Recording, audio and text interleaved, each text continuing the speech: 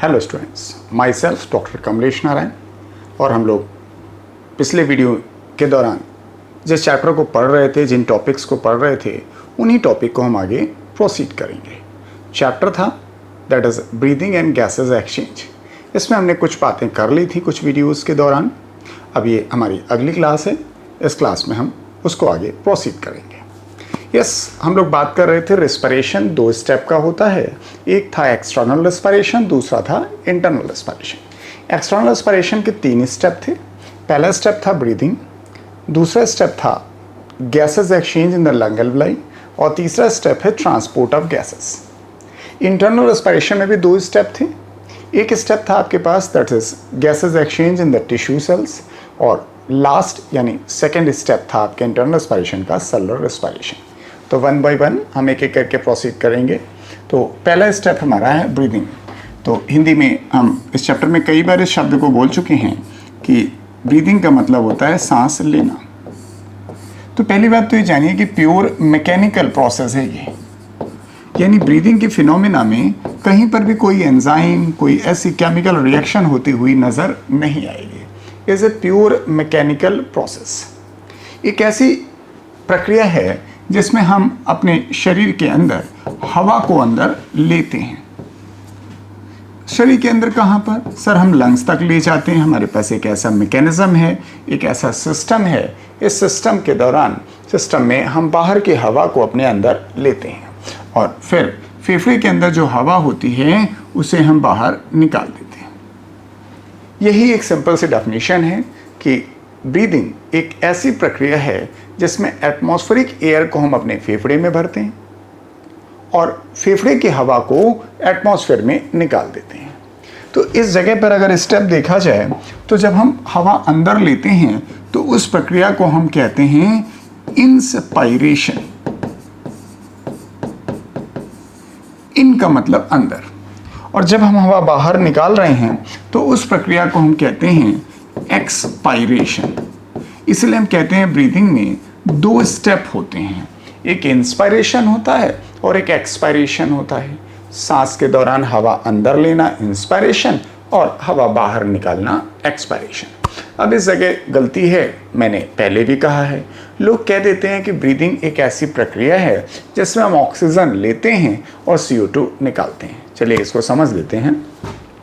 Sir, समझना ये है कि सर आप ऑक्सीजन तो ले ही नहीं सकते।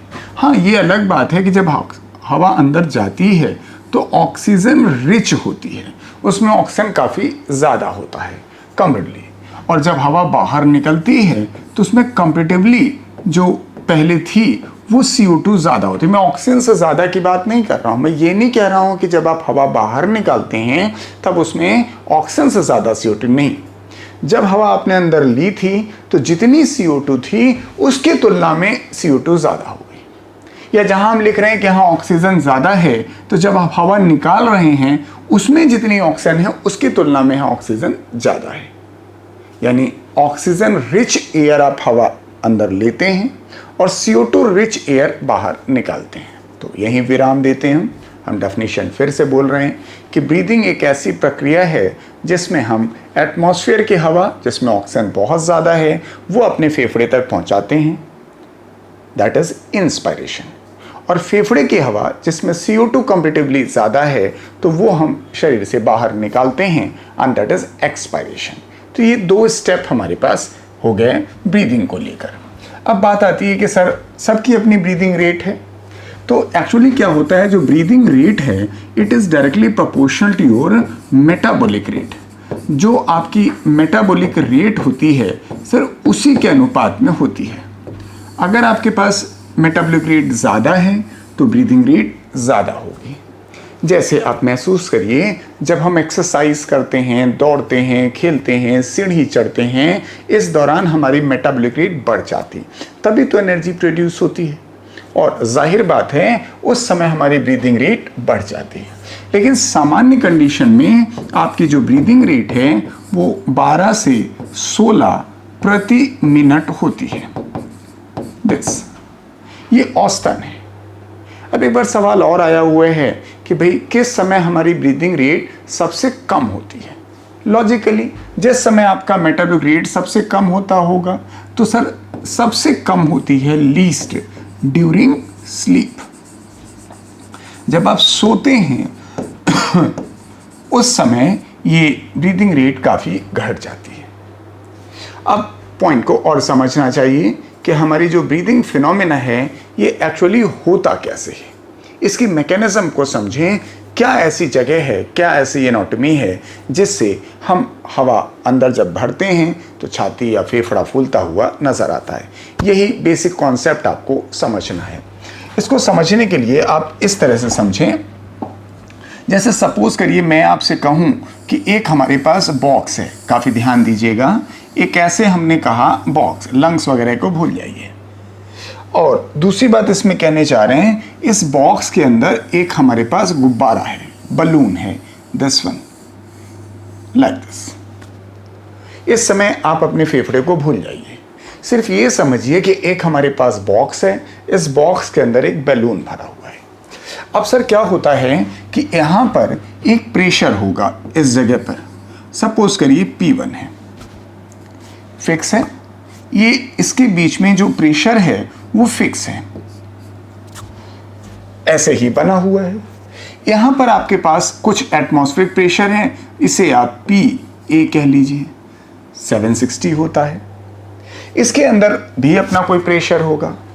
अब कुछ ऐसी मैकेनिज्म अपनाई जाए, ये तो सारी फिक्स हो गई बात, कुछ ऐसी मैकेनिज्म अपनाई जाए, ये जो बॉक्स था जिसको हमने रेड पेन से शो किया है ये थोड़ा बड़ा कर दिया जाए। फॉर एग्जांपल, तो अगर मैं आपसे फिर से कहूँ कि इसको अगर हम थोड़ा सा बड़ा करते हैं, चलिए सर हम इस तरह से बड़ा करके यहाँ तक लाते हैं, ये स्थिति, चलिए मैं पूरा ड्रॉ कर दूँ, ये यहाँ तक पहुँचा दिया जाए, या ये यहाँ तक पहुँचा दिया जाए, और ये यहाँ तक पहुँचा दिया जाए, यानी ये एक्सपेंड हो, ये वाला हिस्सा।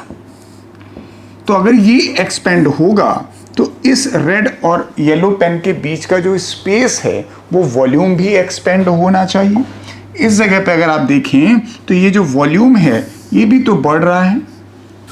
वॉल्यूम अगर इसका बढ़ रहा है तो जाहिर है इनके अंदर जो P1 था वो घटेगा, प्रेशर घटेगा, और कुदरत ने कुछ ऐसी व्यवस्था कर दी हो कि P1 should be remain constant, यानी अगर हम ये तय कर दें कि जो P1 है वो हमेशा फिक्स रहना चाहिए, तो अगर आप इस बॉक्स का वॉल्यूम बढ़ा रहे हो तो सर P1 फिक्स नहीं रह पाएगा। तो सर इसे कंपनसेट करने के लिए कि भाई फिक्स रहे तो सर हम क्या करेंगे, इस फेफड़े का भी वॉल्यूम बढ़ा देंगे उसी के अनुपात में, ताकि यहाँ जो प्रेशर था वो P1 ही बना रहे। हम यानी कहने का मतलब, अगर हम रेड पेन यानी बॉक्स को जितना बढ़ाएंगे उसी रिस्पेक्ट में वॉल्यूम बढ़ जाएगा, और इसका मतलब इस बैलून का जो वॉल्यूम है वो बढ़ा तो जाहिर है बैलून के अंदर जो प्रेशर है वो कम हो जाएगा, and that's why the air इंटर्स it's. एक बार फिर से समझने की कोशिश करिए, क्योंकि ये अगर आपने समझ लिया तो ब्रीदिंग बेहद आसानी से समझ में आ जाएगी। मैंने कहा पहले हमारे पास एक बॉक्स है, इस बॉक्स के अंदर एक बलून है। हमने ये कहा बॉक्स और बैलून के बीच में जो स्पेस है उस स्पेस का अंदर जो प्रेशर है that should be the constant, वो फिक्स रहना चाहिए। अगर किसी वजह से आपने इस बॉक्स का वॉल्यूम बढ़ा दिया तो जाहिर बात है इस बॉक्स के अंदर का प्रेशर P1 घटने लगा, जबकि हमने तय किया था कि P1 घटना नहीं चाहिए, दैट शुड बी कांस्टेंट। तो just to make the constant pressure this balloon size will increase, यानी बलून का वॉल्यूम बढ़ेगा और उतना बढ़ेगा कि प्रेशर उतना ही मेंटेन हो जाए। वॉल्यूम ऑफ जो बलून के अंदर का वॉल्यूम है वो बढ़ा तो प्रेशर घटेगा, और जाहिर बात है प्रेशर कम हो जाने की वजह से एटमॉस्फेयर की हवा अंदर आ जाएगी। अब इसको हम अपने से फिर से कोरिलेट करते हैं। जैसे सपोज करिए हमारे पास ये एक थोरेसिक कैविटी है, लाइक दिस, ये हमारी थोरेसिक कैविटी, जैसे ये हमारे रिब्स हैं, पीछे वर्टिब्री है, आगे स्टर्नम है, नीचे डायाफ्राम है, दिस वन। सर इसके अंदर क्या है, दिस वन, हम कह रहे हैं कि एक हमारे पास बलून है, तो बलून इन द सेंस हम आपसे ये कहना चाहते हैं कि सर यहाँ पर लंग्स हैं।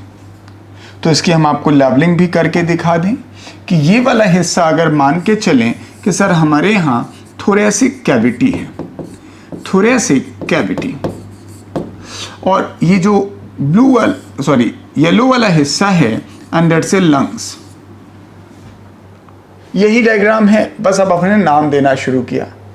हमने ये कहा कि इनके बीच में, ये थोरेसिक कैविटी और लंग्स के बीच में जो स्पेस है, इनका प्रेशर जो P1 है and that should be constant. कोशिश ये करता है हमारे शरीर के मैकेनिज्म कि ये हमेशा नियंत्रित रहे। बस जी, ऐसा बेहद बेसिक बात है। अब अगर हम ये कोशिश करें कि हमारे पास ये जो थोरेसिक कैविटी है इसका वॉल्यूम बढ़ जाए, फॉर एग्जाम्पल ये कुछ ऐसी मैकेनिज्म हो जिससे इसको बढ़ाया जाए, और जैसे ही हम इसको बढ़ाएंगे, देखिए अब मैंने मान लीजिए इसको बढ़ा दिया, इतना बड़ा हो गया, तो प्रेशर तो अब वॉल्यूम बढ़ा तो प्रेशर घटा, तो इसलिए अब आपको क्या करना होगा कि सर उसे उतना ही मेंटेन करने के लिए आपके अंदर ये जो गुब्बारा था and that should be increase, यानी जो लंग्स हैं इन लंग्स का साइज इंक्रीज होगा और ये जो इनिशियल कंडीशन थी वो समाप्त हो जाएगी। यानी as the volume of thoracic cavity increases the volume of the lungs automatically increases in the same manner. नतीजा क्या होगा, लंग्स के अंदर का जो प्रेशर है, लंग्स के अंदर जो हमारे पास प्रेशर है यानी इंट्रा पल्मोनरी वॉल्यूम है वो घट जाएगा and that is the reason for inhalation, entry of air. मैंने ये कहा कि अगर हम थोरेसिक कैविटी का वॉल्यूम बढ़ा सकें तो हमारे लंग्स का वॉल्यूम ऑटोमेटिकली बढ़ जाएगा, लंग्स के अंदर का जो प्रेशर है वो कम हो जाएगा, एटमॉस्फेयर की हवा बड़ी आसानी से हमारे फेफड़े के अंदर आ जाएगी। तो अब इसमें छिपी हुई क्या बात है, लोगों को ये लगता है कि जब हम हवा अंदर लेते हैं तब हमारा फेफड़ा फूलता है। ये गलत है। एक्चुअली हम फेफड़ा फुलाते हैं तो हवा ऑटोमेटिकली अंदर आ जाती है, सक्शन क्रिएट करते हैं, एक प्रकार का प्रेशर ग्रेडियंट क्रिएट करते हैं, तब हवा अंदर आती है। फिर सुने इस बात को, ऐसा लोगों को महसूस होता है कि हम फेफड़े का वॉल्यूम बढ़ाते हैं, बोले तो फेफड़ा फुलाते हैं और तब हवा अंदर आती है। यही सही है, क्योंकि लोगों को भ्रम है हमने हवा भरी तो फेफड़ा फूला, क्योंकि जो बलून को समझते हैं कि जब हम प्रेशर डालते हैं तो प्रेशर पंप की तरह हम काम नहीं करते, हम सक्शन पंप की तरह काम करते हैं। रही बात हमसे कहा जाए अपने फेफड़े का वॉल्यूम बढ़ाओ, तो बढ़ा तो आप कभी नहीं पाओगे, क्योंकि फेफड़ा जो है वो आपके कंट्रोल में नहीं है। हम क्या करते हैं, इस थोरेसिक कैविटी का वॉल्यूम बढ़ाते हैं। तो जैसे ही हम थोरेसिक कैविटी का वॉल्यूम बढ़ाएंगे, सर फेफड़ा ऑटोमेटिकली, कुछ है उसकी एनाटॉमिकली अभी हम बात करेंगे, वो फेफड़ा ऑटोमेटिकली फूल के पहुंचेगा, क्योंकि वो चाहता है कि इनके बीच में जो प्रेशर है वो कांस्टेंट रहे। जितना आप बढ़ा लेंगे थोरेसिक कैविटी का वॉल्यूम, सर फेफड़ा ऑटोमेटिकली बढ़ेगा, फेफड़े के अंदर का वॉल्यूम ऑटोमेटिकली बढ़ेगा, प्रेशर ऑटोमेटिकली गिरेगा, और जितना प्रेशर ग्रेडियंट आप क्रिएट कर लेंगे सर उतनी ही ज्यादा हवा आपके अंदर लंग्स में आ जाएगी। ये बेसिक लॉजिक है। तो हम ये ब्रीदिंग के दौरान समझेंगे कि कौन कौन से ऐसे फैक्टर्स हैं जो थोरेसिक कैविटी का वॉल्यूम ऑल्टर कर सकते हैं। अब इसको समझने के लिए हम फिर से एक बार देखेंगे। देखिए, जैसे मैंने अपने आपके यहाँ पर लंग्स की पोजीशन में आपको अब सही सही दिखा दूं, जैसे ये हमने आपको अपनी थोरेसिक कैविटी दिखाई, ये देखिए ये हमारी थोरेसिक कैविटी है, नीचे यहाँ पे डायाफ्राम है, दिस वन, इसे आप डायाफ्राम मान लें, जिसे हम फ्रीनिक मसल्स के नाम से भी जानते हैं। फिर हम लोग कह रहे हैं इसके अंदर हमारे लंग्स हैं, तो मैं दो लंग्स नहीं बना रहा हूँ, that will take a lot of time कि हम दोनों बनाए, हम एक ही बना रहे हैं। इसको हम डायग्राम को पूरा कर दें, ये थोरेसिक कैविटी ऐसे है, एकदम इस तरह से। फिर एक और चीज़ हम लोगों ने पढ़ी है कि सर यहाँ प्लूरा होता है, यस, पूरी बात देख लें आप, एक विसरल प्लूरा था जो लंग्स की इनर सरफेस के कांटेक्ट में था, दिस, और एक पैराइटल प्लूरा है जो आपके थोरेसिक कैविटी की इनर सरफेस पे पाया जाता है, yes.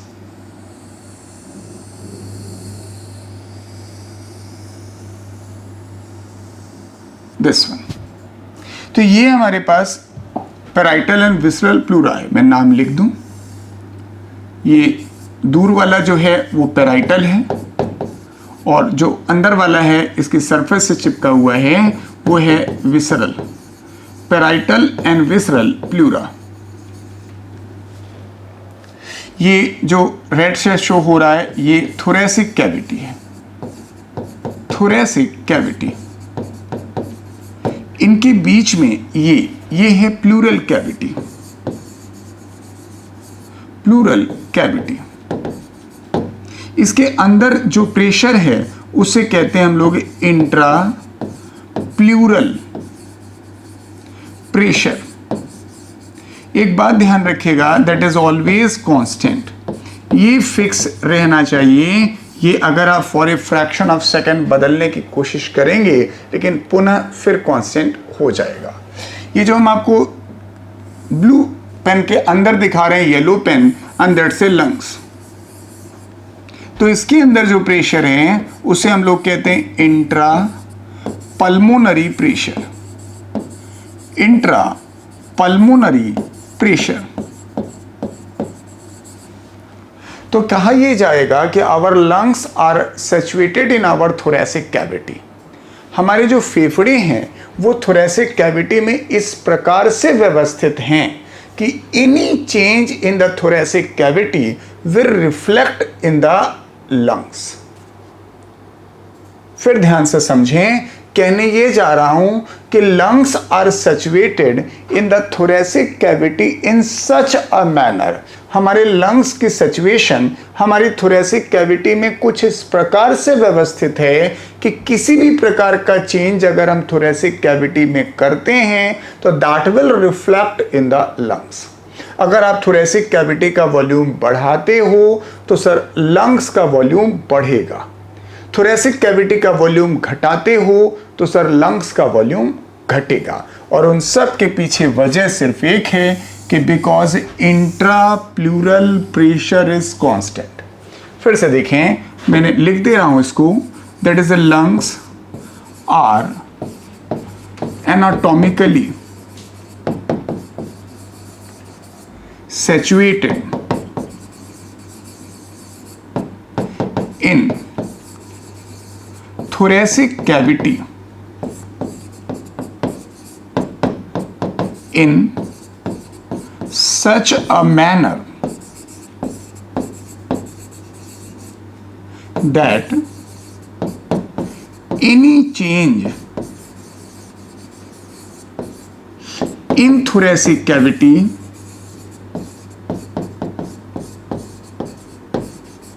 will reflect in lungs. Sir ये बेहद इंपॉर्टेंट पॉइंट है। अगर ये पॉइंट समझा हम नहीं पाए आपको तो ब्रीदिंग भी नहीं समझा पाएंगे, क्योंकि यही सबसे इंपॉर्टेंट लॉजिक है कि कुदरत ने हमको बनाया इस तरह से है कि हम ब्रीदिंग बेहतर तरीके से ज़रूरत के मुताबिक कर सकें। एक अंतिम बार सुन लें हमारी बात कि हमारे फेफड़े थोरेसिक कैविटी में इस प्रकार व्यवस्थित हैं कि किसी भी प्रकार का परिवर्तन आपकी थोरेसिक कैविटी में होगा तो that will reflect in the lungs. अगर आप थोरेसिक कैविटी का वॉल्यूम बढ़ाते हैं तो आपके लंग्स का वॉल्यूम डेफिनेटली बढ़ेगा। थोरेसिक कैविटी का वॉल्यूम घटाते हैं तो लंग्स का वॉल्यूम डेफिनेटली घटेगा। अगर थोरेसिक कैविटी में कोई चेंज नहीं करते तो लंग्स में कोई चेंज नहीं होगा, क्योंकि वही चीज रिफ्लेक्ट होगी आपके लंग्स के अंदर इंट्रा पल्मोनरी वॉल्यूम और प्रेशर में, and that is the reason for the breathing. अब हमें ये सीखना है कि हम कैसे इनकी जो थोरेसिक कैविटी का वॉल्यूम घटा या बढ़ा सकते हैं। अब जरा एक पॉइंट इसके साथ और जान लीजिए। जैसे मैंने आपसे यही कहा कि सर इस प्रकार से व्यवस्थित है, अगर मैं आपसे कहूं थोरेसिक कैविटी का वॉल्यूम बढ़ाया हमने, एग्जाम्पल समझिएगा, भाई थोरेसिक कैविटी आप यहां देख पा रहे थे, रेड वाला पेन, इसका वॉल्यूम हमने बढ़ा दिया। अगर थोरेसिक कैविटी का वॉल्यूम हम बढ़ाते हैं तो हमने कहा सर पल्मोनरी वॉल्यूम भी बढ़ेगा, पल्मोनरी वॉल्यूम इंक्रीज करेगा, श्योर। वो फिर देखें जब रेड वाले को बढ़ाएंगे that is reflected in the lungs, तो लंग्स का वॉल्यूम भी बढ़ेगा। और लंग्स का वॉल्यूम जब बढ़ेगा तो जाहिर बात है लंग्स के अंदर जो प्रेशर है that is intra pulmonary pressure, intra pulmonary pressure ये घटेगा। और जैसे ही इंट्रा पल्मोनरी प्रेशर घटेगा इसका, और बाहर तो एटमॉस्फेरिक प्रेशर है जो नॉर्मली रहना चाहिए, तो यहां प्रेशर कम होगा और आपके लंग्स कनेक्टेड है रेस्पिरेटरी ट्री से एटमॉस्फेयर से, तो हवा आसानी से अंदर आ जाएगी। तो इसका नतीजा होगा एंड दैट इज इंस्पायरेशन। इसी वजह से हवा अंदर आती है। यानी जब हमें इंस्पायरेशन करना होगा तो हमें कुछ नहीं करना, सिर्फ थोरेसिक कैविटी का वॉल्यूम बढ़ा ले जाएं। बढ़ा ले गए तो हवा अंदर आ जाएगी। रिवर्स करके देख लीजिए, अगर हम थोरेसिक कैविटी का वॉल्यूम घटा देते हैं, यानी जो बढ़ा हुआ वॉल्यूम था उसे हम अपनी प्रारंभिक अवस्था में लाते हैं, तो जो पल्मोनरी वॉल्यूम है वो भी घटेगा। पल्मोनरी वॉल्यूम ये कम हो जाएगा, जिस वजह से intra pulmonary pressure, intra pulmonary pressure ये बढ़ जाएगा। देखें आपने कहा कि जो बढ़ गया था वॉल्यूम उसे घटा के हमने कम किया, तो जाहिर है लंग्स का वॉल्यूम भी कम हुआ, इसके अंदर का प्रेशर भी जो है बढ़ने लगा। जब वॉल्यूम कम होगा प्रेशर बढ़ेगा, तो सर प्रेशर बढ़ेगा तो हवा बाहर निकलेगी, और इसी वजह से इसका नतीजा है एक्सपायरेशन। तो ये अभी हम आपको बेस बता रहे हैं, फैक्टर्स नहीं बता रहे हैं कि कैसे हम वॉल्यूम घटा बढ़ा सकते हैं। तो ये जो हमने आपको बातें बताई कि सर कैसे हमारे कुदरत ने, ईश्वर ने हमारा फेफड़ा बनाया ताकि हम ब्रीदिंग या रेस्पिरेशन की जो स्टेप्स हैं उन्हें अंजाम दे पाएं, और वही बात हमने दिखाई। Any change in the thoracic cavity will reflect in the lungs, any change in the thoracic cavity will reflect in the lungs. Volume बढ़ा तो वॉल्यूम बढ़ाया, वॉल्यूम घटाया तो ये भी घटा। Sir yes, that is the reason for the inspiration expiration. अब हम इसमें बात करेंगे कि सर कौन कौन से फैक्टर्स हैं। सर फैक्टर्स अफेक्टिंग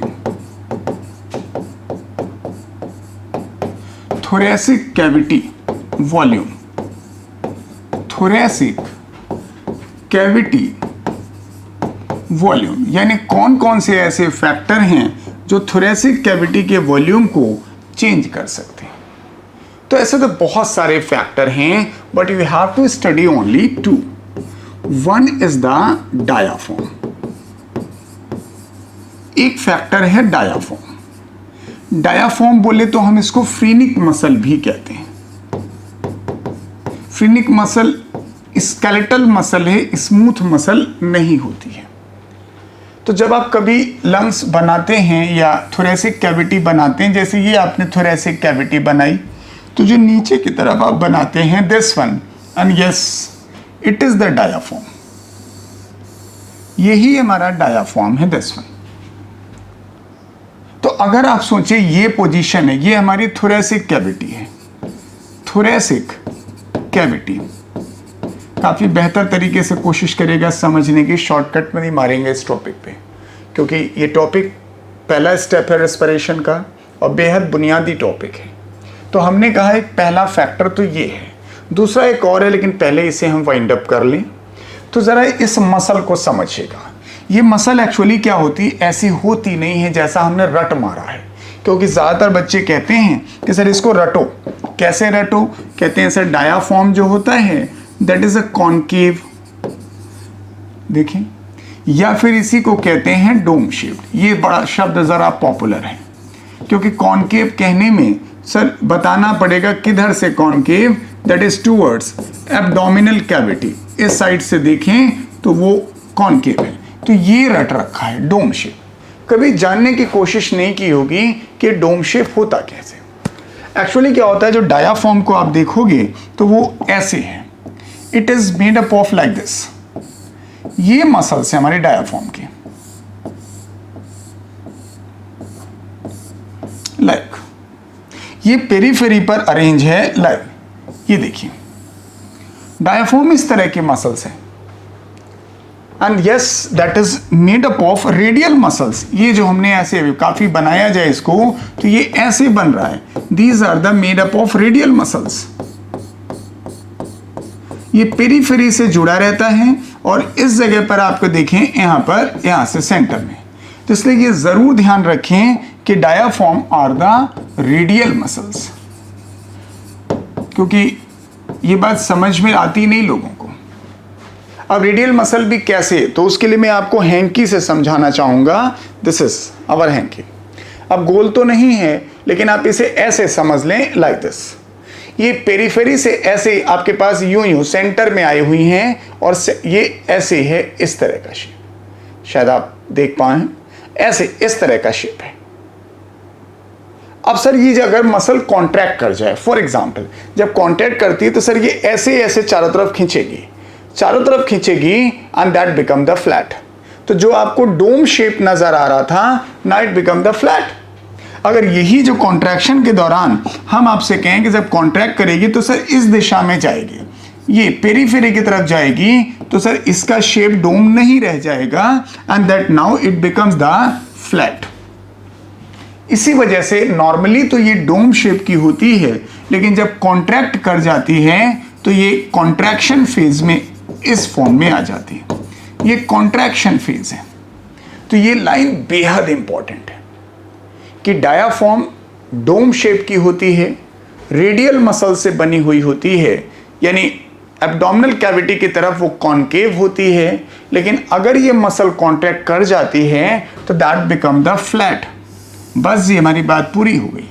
अगर सोचिए ये फ्लैट हो गई तो sir volume of thoracic cavity increase और नॉट, यानी एक फैक्टर हुआ ये आपका डायाफ्राम जो सर ऐसे हुआ करता था, ये अगर फ्लैट हो जाएगा तो एंटीरियो पोस्टीरियर एक्सिस में, इस एक्सिस में वॉल्यूम ऑफ थोरेसिक कैविटी बढ़ा देगा, और बढ़ा देगा तो जाहिर है फिर आप आगे सोच लीजिए लंग्स का वॉल्यूम बढ़ेगा, इंट्रा पल्मोनरी प्रेशर घटेगा, हवा अंदर आएगी। लेकिन अभी वहां नहीं जा रहे हैं, मैं तो फैक्टर्स बता रहा हूं कि भाई ये एक बहुत इंपॉर्टेंट फैक्टर है and that will able to change the volume of thoracic cavity.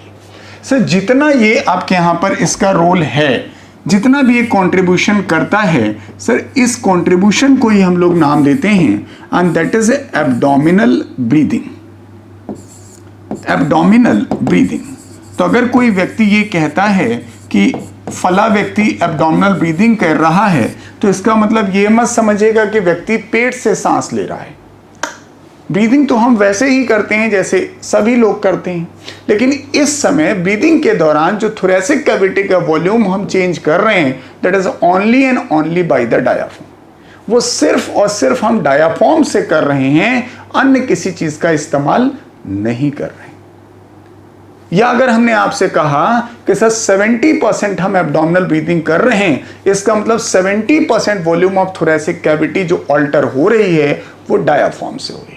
तो ये हमारे पहले फैक्टर की बात हुई, जहां आपसे कहा जा रहा था कौन कौन से ऐसे फैक्टर हैं जो वॉल्यूम ऑफ थोरेसिक कैविटी को बदल सकते हैं। तो ये पहला था डायाफ्राम, और ये बहुत इंपॉर्टेंट फैक्टर है।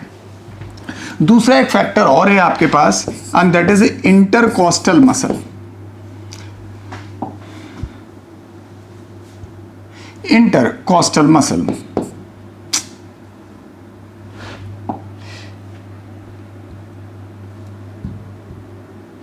ये जो हमारी रिब्स पाई जाती हैं उनमें है इंटरकोस्टल मसल्स।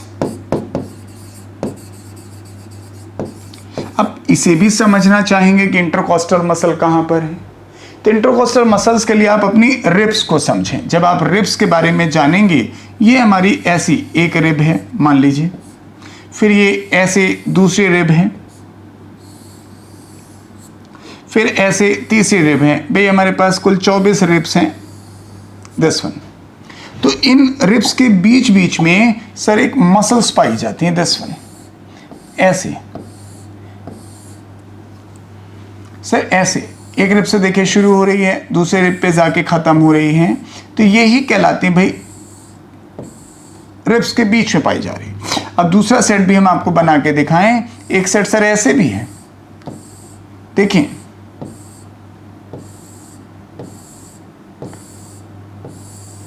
अब जैसे मैं आपसे कहूं कि रिब नंबर 1 ये है, रिब नंबर 2 ये है, रिब नंबर 3 ये है, तो इसमें जो हमने आपको इस पेन से दिखाया, ग्रीन पेन से, and that is known as external intercostal muscles, और जो ब्लू पेन से दिखाया उससे हम लोग कहते हैं इंटरनल इंटरकॉस्टल मसल्स। तो इसीलिए अगर आप बहुत आगे नहीं जा रहे हैं तो इंटरकॉस्टल मसल्स यही कह रहे हैं, यानी हर दो रिब के बीच में मसल्स पाई जाती है। तो अगर these are responsible for the change in the volume of thoracic cavity in the dorsoventral axis, जैसे हम अपनी हमारी थोरेसिक कैविटी को थोड़ा ध्यान दें, हमने देखिए फुला लिया, तो ये जो हमने चेंज किया ये नजर आ रहा है, डायाफ्राम वाला चेंज हो रहा है, बट आपको वो नजर नहीं आएगा क्योंकि वो अंदर है, लेकिन ये वाली चीज आपको साफ नजर आ जाती है। And that occurs with the help of intercostal muscle, और जितना ये कंट्रीब्यूट करते हैं आपकी वॉल्यूम ऑफ थोरेसिक कैविटी को चेंज करने में, उसे हम लोग कहते हैं कॉस्टल ब्रीदिंग। कॉस्टल ब्रीदिंग यानी हमने आपके ये नहीं कहा कि ब्रीदिंग दो प्रकार की होती है सर, जो थोरेसिक कैविटी का वॉल्यूम हम चेंज कर रहे हैं, उस थोरेसिक कैविटी के वॉल्यूम को चेंज करने में दो मुख्य लोगों का रोल है। जितना कंट्रीब्यूशन आपकी डायाफ्राम करती है उसे हम लोग कहते हैं एब्डोमिनल ब्रीदिंग, जितना कंट्रीब्यूशन आपकी इंटरकॉस्टल मसल्स करती हैं उसे हम लोग कहते हैं कॉस्टल ब्रीदिंग। अब हम अपने स्टेप पर आते हैं क्योंकि हमने ब्रीदिंग पढ़ना है।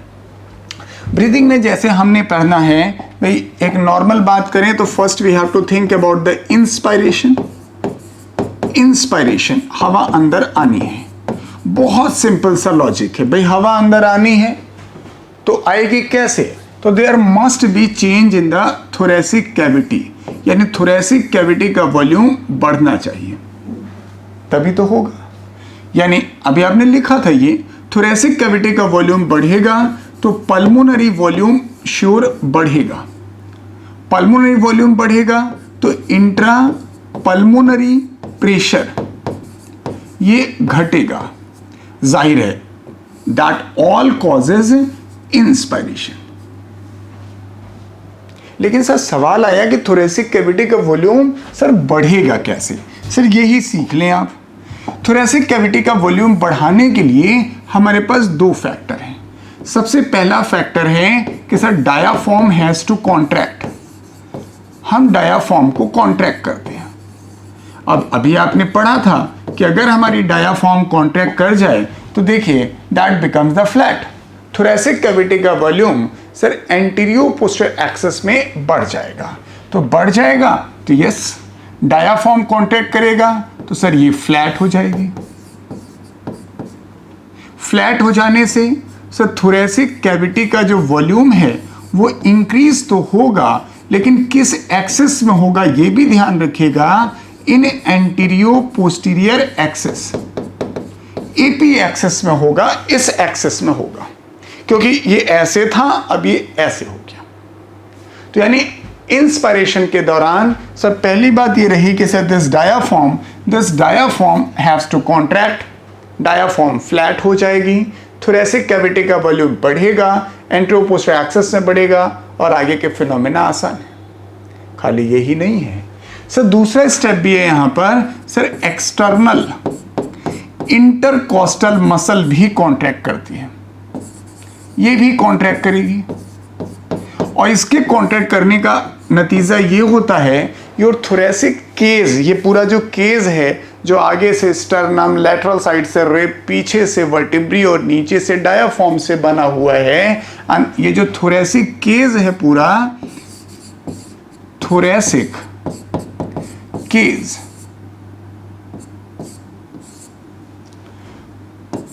पुल अपवर्ड एंड फॉरवर्ड, जब हम थोरेसिक केस को अपवर्ड एंड फॉरवर्ड लुक, ये अगर आप एक धागा बांध लें यहाँ पर तो आप महसूस करेंगे मेरी छाती ऐसे आगे भी निकल रही है और थोड़ी सी ऊपर भी आ रही है, and that is only because of the contraction of extra intercostal muscle. तो सर ये जो फैक्टर है that will increase the thoracic cavity volume in the DV axis, dorso ventral axis में ये उस एक्सिस में इंक्रीज करेगा। तो ये दो फैक्टर ऐसे हैं जो आपकी थोरेसिक कैविटी का वॉल्यूम बढ़ाते हैं, डायाफ्राम का कॉन्ट्रैक्शन और एक्सटर्नल इंटरकोस्टल मसल का कॉन्ट्रैक्शन, एक एंट्रोपोस्टर एक्सिस में, एक डोर्सो वेंट्रल एक्सिस में, और यस इन सब का नतीजा है इंस्पिरेशन। तो इससे आप कह सकते हैं जो हमारा इंस्पिरेशन है and that is always a active process. Active क्यों? And that is only because the contraction of the two muscles, this one is the contraction and yes this one is the contraction. तो muscle contraction is active process that requires the energy, इसलिए inspiration is always active. फिर समझ लें, inspiration तभी संभव है जब आपकी थोरेसिक कैविटी का वॉल्यूम बढ़े, पल्मोनरी वॉल्यूम बढ़े, इंट्रा पल्मोनरी प्रेशर घटे। थोरेसिक कैविटी का वॉल्यूम तब बढ़ेगा जब आपके पास डायाफ्राम कॉन्ट्रैक्ट करे या एक्सटर्नल इंटरकोस्टल मसल कॉन्ट्रैक्ट करे या दोनों एक साथ कॉन्ट्रैक्ट करें। जब डायाफ्राम कॉन्ट्रैक्ट करता है तो वो फ्लैट हो जाता है, थोरेसिक कैविटी का वॉल्यूम में इजाफा हो जाता है एपी एक्सिस यानी एंटीरियर पोस्टर एक्सिस में। एक्सटर्नल इंटरकोस्टल मसल जब कॉन्ट्रैक्ट करती है तो thoracic cage pulls upward and outward, जिससे थोरेसिक कैविटी वॉल्यूम बढ़ जाता है बट डीवी एक्सिस में। क्योंकि इस कंप्लीट प्रक्रिया में आप जो है मसल्स का कॉन्ट्रैक्शन करते हैं and that is active process. अब जरा यहीं पर एक और चीज समझ लें sir, expiration. Expiration again very simple, भाई थोरेसिक कैविटी का वॉल्यूम घटाना है आपको,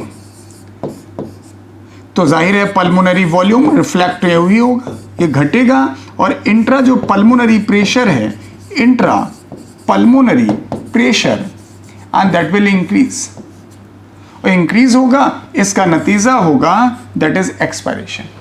लेकिन हमारा सवाल ये नहीं है, ये तो मैं पहले ही आपको बता चुका कि भाई एक्सपायरेशन इसी वजह से होगा।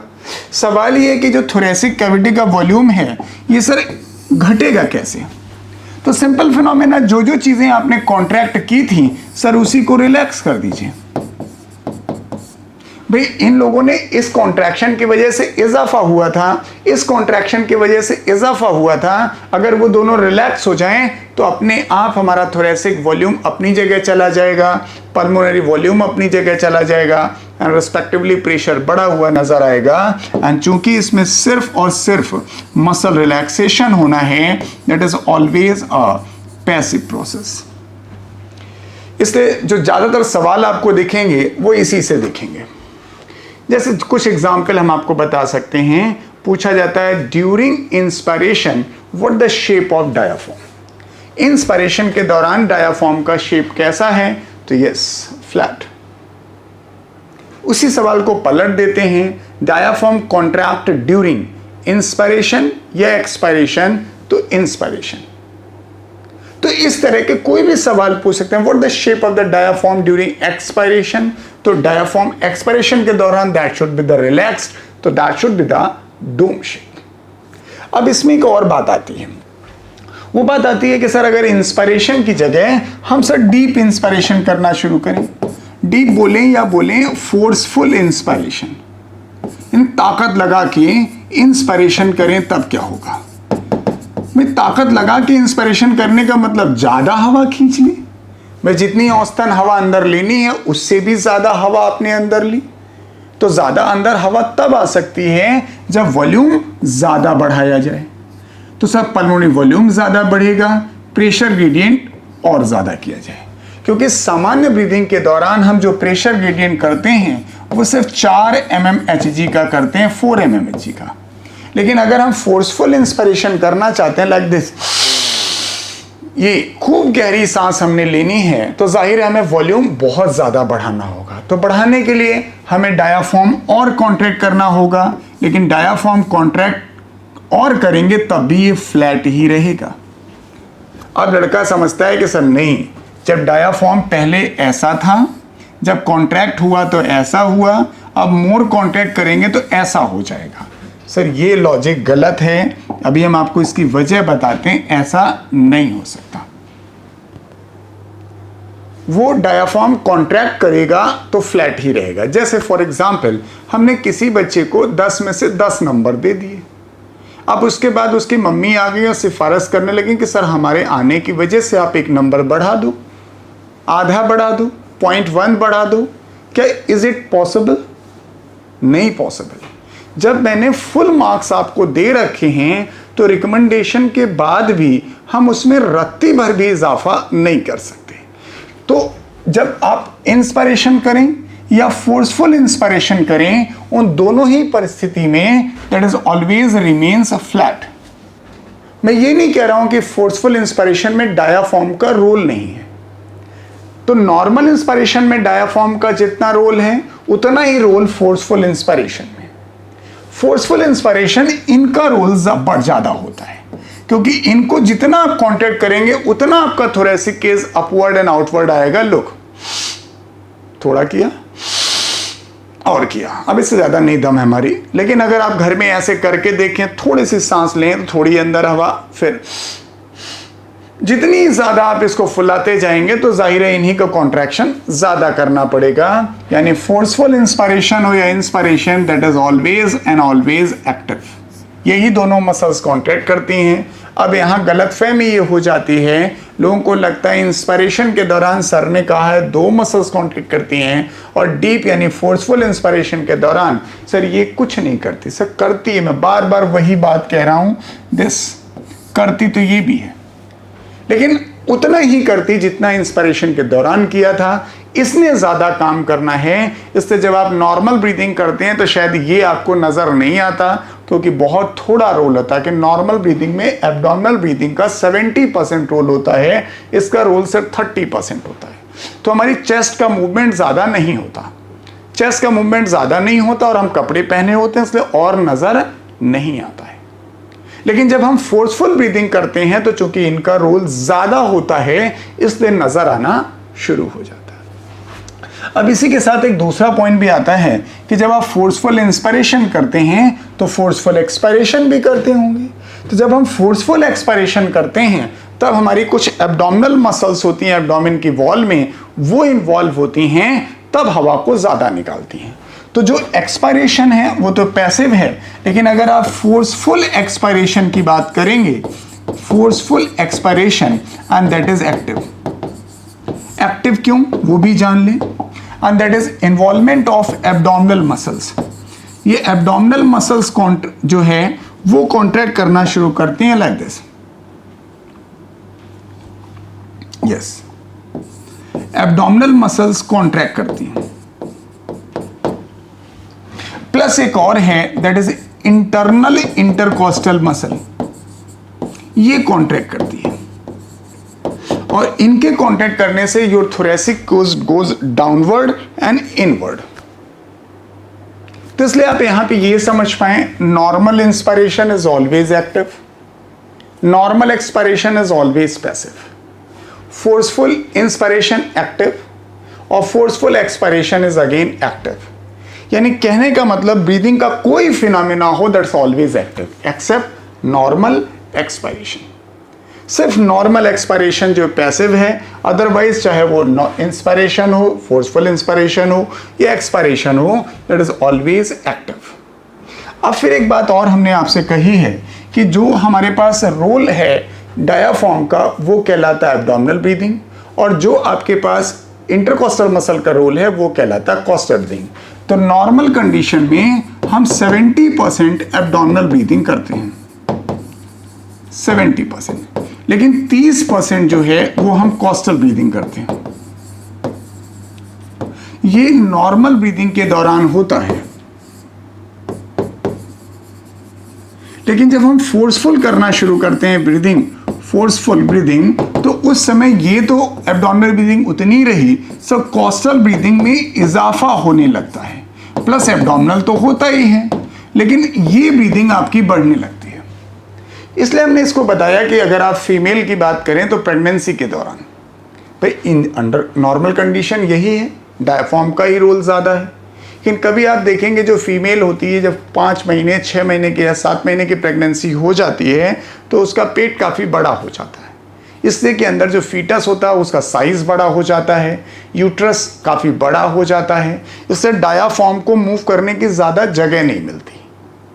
डायाफ्राम को मूव, क्योंकि नीचे तक तो यूट्रस है, तो डायाफ्राम को जब जगह ही नहीं मिलेगी तो डायाफ्राम कहाँ इन्वॉल्व होगा। इसलिए प्रेगनेंसी के दौरान सर जो फीमेल है they mostly depends on the coastal breathing. तो ऐसा कई बार लोगों को लगता है कि शायद उसकी सांस फूल रही है, जबकि ऐसा नहीं है। हाँ, थोड़ा सा ब्रीदिंग ट्रबल होता ज़रूर है, इसलिए फिजियोलॉजी का आना बहुत ज़रूरी है। अगर आप इस शब्दावली को नहीं समझेंगे तो उस दौरान आपको ऐसा लगेगा कि ये फीमेल किसी बीमारी से पीड़ित है, तो ऐसा नहीं होता।